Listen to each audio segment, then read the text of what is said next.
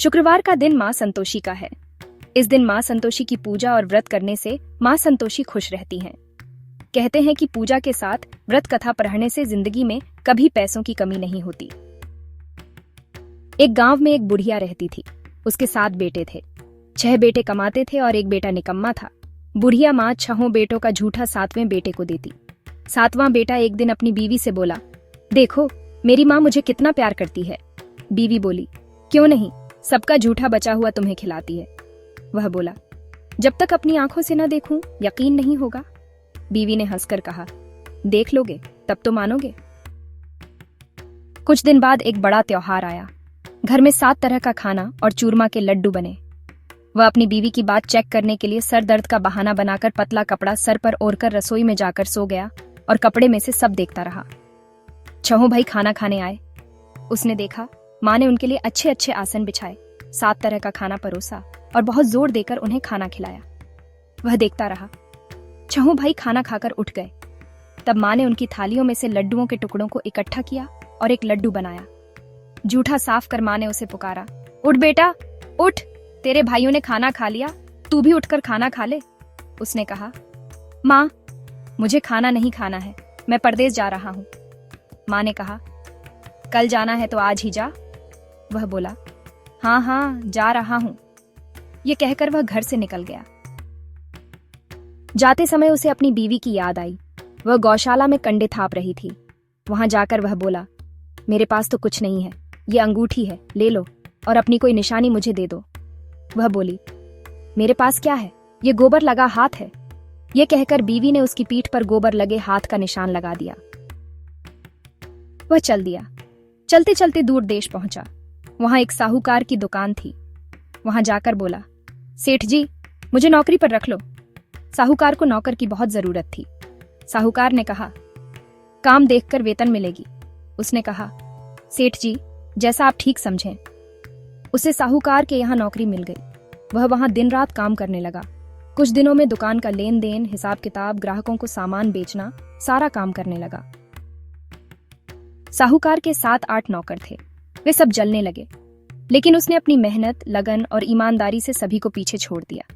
उसे अपनी मेहनत का फल मिला। सेठ ने भी उसका काम देखा और 3 महीने में ही उसे मुनाफे में हिस्सेदार बना लिया। मेहनत करते करते 12 साल में ही वह शहर का बड़ा सेठ बन गया और सेठ अपना सारा कारोबार उस पर छोड़कर बाहर चला गया। अब उसकी बीवी के साथ क्या हुआ वह सुने। सास ससुर उसे दुहक देने लगे। घर का काम करवाकर उसे लकड़ी लेने जंगल भेजते। इस बीच घर की रोटियों के आटे से जो भूसी निकलती, उसकी रोटी बनाकर रख दी जाती और फूटे नारियल में पानी दिया जाता। इस तरह दिन बीतते रहे। एक दिन जब वह जंगल में लकड़ी लेने जा रही थी, तब उसे रास्ते में बहुत सी औरतें संतोषी माता का व्रत करती दिखाई दीं। वह वहां खड़ी होकर पूछने लगी, बहनों, यह तुम किस देवता का व्रत करती हो और इसे करने से क्या फल मिलता है? इस व्रत को करने का तरीका क्या है? अगर तुम मुझे इस व्रत के बारे में बताओगी तो मैं तुम्हारी बहुत आभारी रहूंगी। उनमें से एक औरत बोली, सुनो, यह संतोषी माता का व्रत है। इसे करने से गरीबी दूर होती है, लक्ष्मी आती है, मन की चिंताएं दूर होती हैं, मन को खुशी और शांति मिलती है। निसंतान को बेटा मिलता है। पति बाहर गया हो तो वह जल्दी लौट आता है। कुंवारी लड़की को मनपसंद पति मिलता है। चलता मुकदमा खत्म हो जाता है। झगड़े खत्म होते हैं। घर में सुख शांति आती है। पैसा जमा होता है।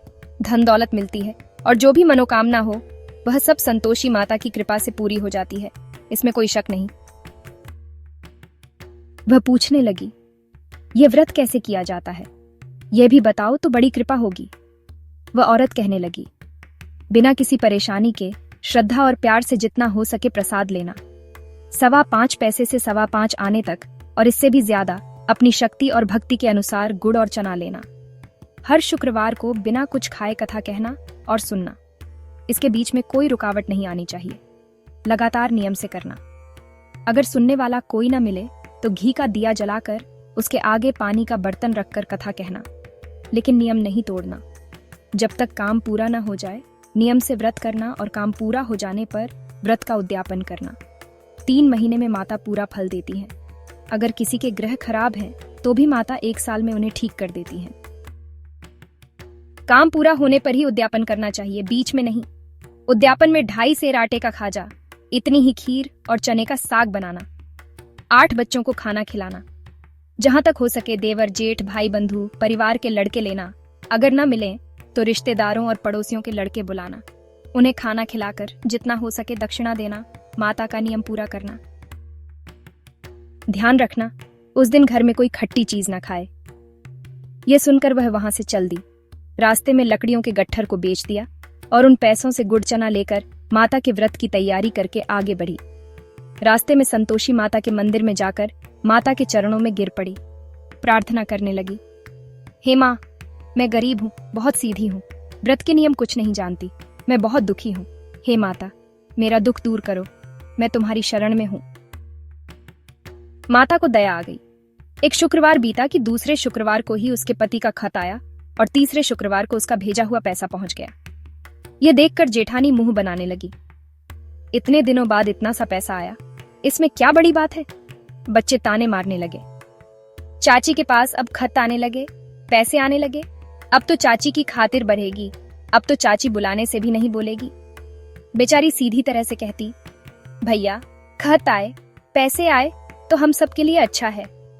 ऐसा कहकर आंखों में आंसू भरकर संतोषी माता के मंदिर में जाकर माता के चरणों में गिरकर रोने लगी। माँ, मैंने तुमसे पैसे नहीं मांगे, मुझे पैसों से क्या काम, मुझे तो अपने पति से काम है, मैं तो अपने पति के दर्शन और सेवा चाहती हूँ। तब माता ने प्रसन्न होकर कहा, जा बेटी, तेरा पति जल्दी ही आएगा। यह सुनकर खुशी से पागल होकर वह घर आकर काम करने लगी। संतोषी माँ सोचने लगी, इस सीधी सादी बच्ची से मैंने कह तो दिया कि तेरा पति जल्दी आएगा, लेकिन आएगा कहाँ से?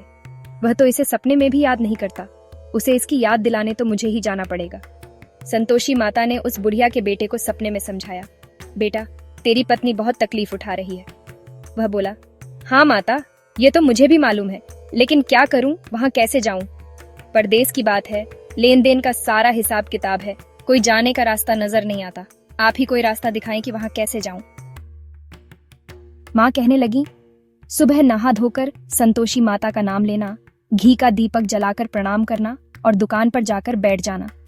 देखते देखते तेरा लेन देन पूरा हो जाएगा, जमा माल बिक जाएगा, शाम होते होते धन का ढेर लग जाएगा।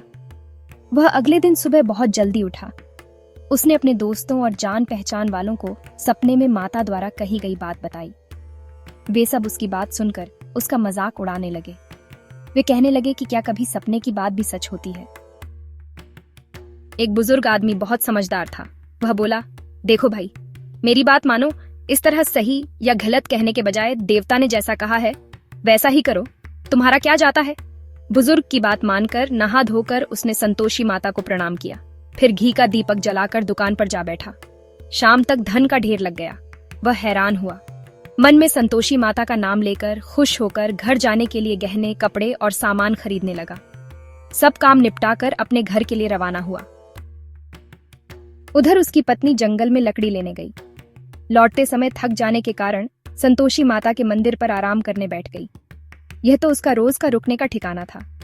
धूल उड़ती देख उसने माता से पूछा, हे माता, यह धूल कैसी उड़ रही है? माँ ने कहा, हे बेटी, तेरा पति आ रहा है, अब तू ऐसा कर, लकड़ियों के 3 गट्ठर बना, एक नदी के किनारे रख, दूसरा मेरे मंदिर पर और तीसरा अपने सिर पर रख। तेरे पति को लकड़ी का गट्ठर देखकर लालच आएगा, वह वहां रुकेगा, नाश्ता पानी बनाकर खाएगा पिएगा और माँ से मिलने जाएगा। तू लकड़ी का गट्ठर उठाकर जाना और बीच चौक में गट्ठर डालकर 3 बार जोर से आवाज लगाना, लो सासू जी, लकड़ियों का गट्ठर लो। भूसी की रोटी दो, नारियल के खोपरे में पानी दो, आज कौन मेहमान आया है? संतोषी माँ की बात सुनकर वह खुश होकर बहुत अच्छा माँ कहकर लकड़ियों के 3 गट्ठर बनाकर ले आई। एक नदी के किनारे, दूसरा माता के मंदिर पर रखा।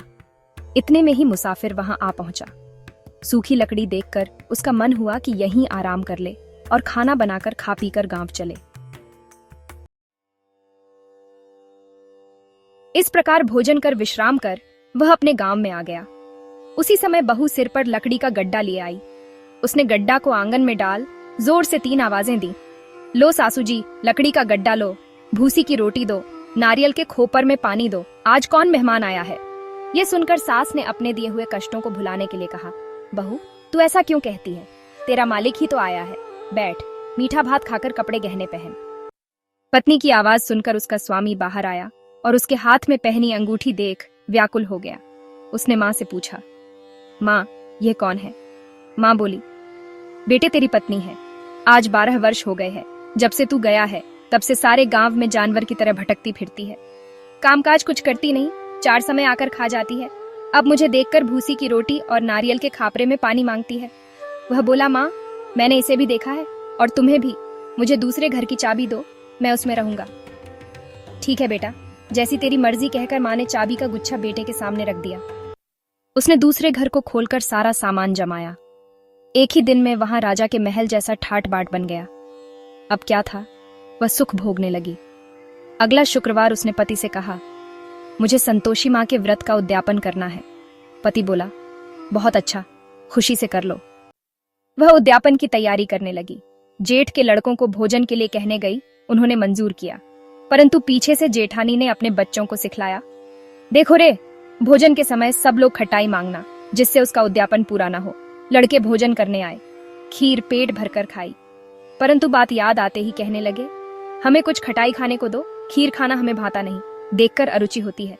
लड़के उठ खड़े हुए, बोले, पैसे लाओ। भोली बहू कुछ जानती न थी, उसने उन्हें पैसे दे दिए। लड़कों ने बाजार जाकर उन पैसों से इमली खरीदी और खाई। यह देखकर बहू पर माताजी ने कोप किया। राजा के दूत उसके पति को पकड़कर ले गए। अब सब मालूम हो जाएगा जब जेल की रोटी खाएगा। बहू से यह वचन सहन नहीं हुए। वह संतोषी माता के मंदिर में गई और कहने लगी, माता, तुमने यह क्या किया? हंसाकर क्यों रुलाने लगी? माता बोली, पुत्री, तूने मेरा व्रत भंग किया है, इतनी जल्दी सब बातें भुला दी। वह बोली, माता, भूली तो नहीं हूँ, न कुछ अपराध किया है, मुझे तो लड़कों ने भूल डाल दिया, मुझे क्षमा करो माँ। माँ बोली, ऐसी भूल भी कहीं होती है। ये बोली, अब कोई भूल नहीं होगी। अब बताओ, मेरे पति कैसे आएंगे? माँ बोली, पुत्री, जा, तेरा पति तुझे रास्ते में ही आता मिलेगा। वह मंदिर से निकलकर बाहर आई तो रास्ते में उसे अपना पति आता हुआ मिला। उसने पूछा, कहाँ गए थे? वह बोला, इतना धन जो कमाया है उसका कर राजा ने मांगा था, वह भरने गया था। वह प्रसन्न होकर बोली, भला हुआ, अब घर चलो। फिर अगला शुक्रवार आया। वह बोली, मुझे माता का उद्यापन करना है। पति ने कहा, ठीक है, करो। वह फिर जेठ के लड़कों से भोजन को कहने गई। जेठानी ने लड़कों को सिखा दिया कि तुम पहले ही खटाई मांगना। लड़के भोजन करने बैठे, लेकिन भोजन करने से पहले ही कहने लगे, हमें खीर पूरी नहीं भाती, जी बिगड़ता है, कुछ खटाई खाने को दो। यह बोली, खटाई खाने को नहीं मिलेगी, खाना हो तो खाओ। उनके उठकर चले जाने पर उसने ब्राह्मणों के लड़के बुलाकर भोजन करवाया। दक्षिणा की जगह उन्हें एक एक फल दिया। इससे संतोषी माता प्रसन्न हो गई। माता की कृपा से 9 माह बाद उसको चंद्रमा के समान एक सुंदर पुत्र प्राप्त हुआ। पुत्र को लेकर वह प्रतिदिन संतोषी माता के मंदिर में जाने लगी। माँ ने सोचा कि यह रोज आती है, आज क्यों न मैं ही इसके घर चलूं, इसका आसरा देखूं तो सही। यह विचार कर माता ने भयानक रूप बनाया। गुड़ और चने से सना मुख, ऊपर से मुंड के समान होंठ, उस पर मक्खियां भिन भिना रही थीं। दहलीज में पैर रखते ही उसकी सास चिल्लाई, देखो रे, कोई चुड़ैल डाकिनी चली आ रही, लड़को, इसे भगाओ, नहीं तो सबको खा जाएगी। बहू रोशनदान से देख रही थी, वही प्रसन्न हो उठी, आज मेरी माता मेरे घर आई है। यह कहकर दूध पीते बच्चे को गोद उतार दिया। इस पर उसको सास गोद में भरकर बोली, अरे रांड, इसे देखकर कैसी उतावली हुई है, जो बच्चे को पटक दिया। इतने में माँ के प्रताप से जहां देखो वहां लड़के ही लड़के नजर आने लगे। यह बोली, माँ जी, मैं जिनका व्रत करती हूँ यह वही संतोषी माता है।